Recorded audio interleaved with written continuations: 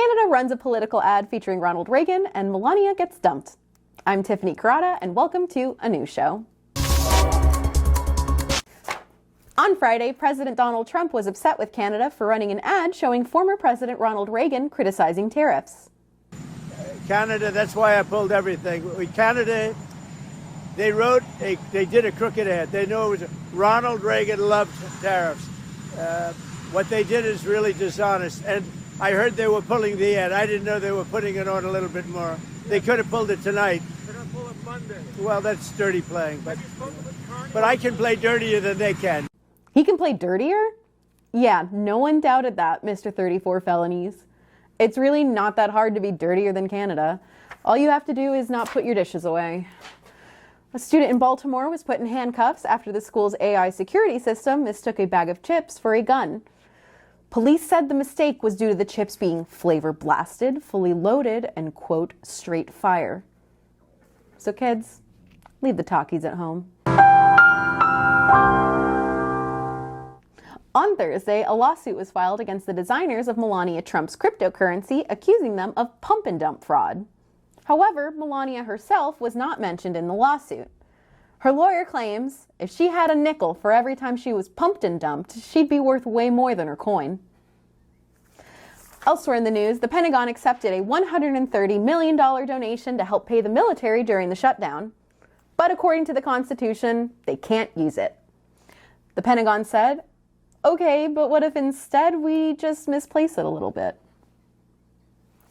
During his podcast this week, Steve Bannon said he has a plan to get President Trump a third term in office. He didn't say what the plan was, but it definitely involves crime. The plan reportedly starts with Step 1, ignore the Constitution. Step 2, do the crime. Step 3, play dirtier than they can.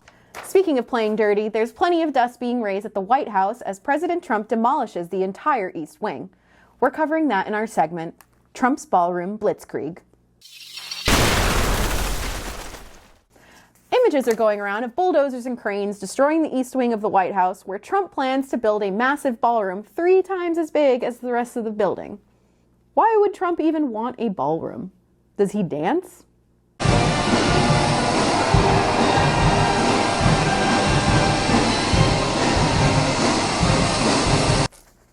No, he doesn't. Trump deemed this part of the building unnecessary as, historically, the East Wing of the White House was used by the First Lady to conduct her affairs. He would also have to view women as people to think they deserve their own space.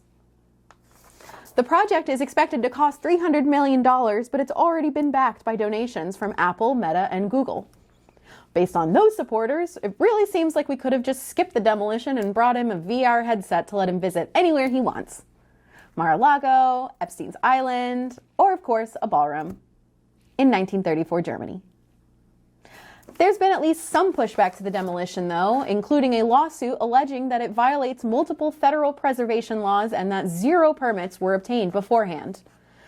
Of course, we already knew that Trump has no problem doing things without consent. One has to ask why Trump is making all of these renovations. First, he adds the tacky gold plating to the Oval Office, he paves over the Rose Garden with concrete, and now he's ripping apart a third of the whole building.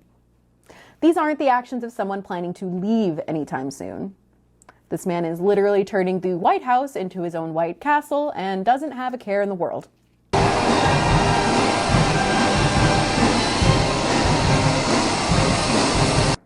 That sucks dicks. Thanks for watching. Be sure to like, comment, and subscribe. Please.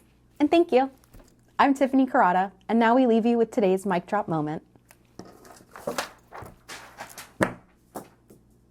When someone says, let's impose tariffs on foreign imports, it looks like they're doing the patriotic thing by protecting American products and jobs. And sometimes for a short while it works, but only for a short time. But over the long run, such trade barriers hurt every American worker and consumer. High tariffs inevitably lead to retaliation by foreign countries and the triggering of fierce trade wars. Then the worst happens. Markets shrink and collapse, businesses and industries shut down, and millions of people lose their jobs. Throughout the world, there's a growing realization that the way to prosperity for all nations is rejecting protectionist legislation and promoting fair and free competition. America's jobs and growth are at stake. Do the whole thing. I'm Tiffany and welcome to a new show. Referring President Trump with a set with Canada. Just trying to look straight at the camera. Okay. It hurts. Here we go. She'd be worth way more than her coin. Elsewhere in the news, the Pentagon... Oh. You said way more. Moy.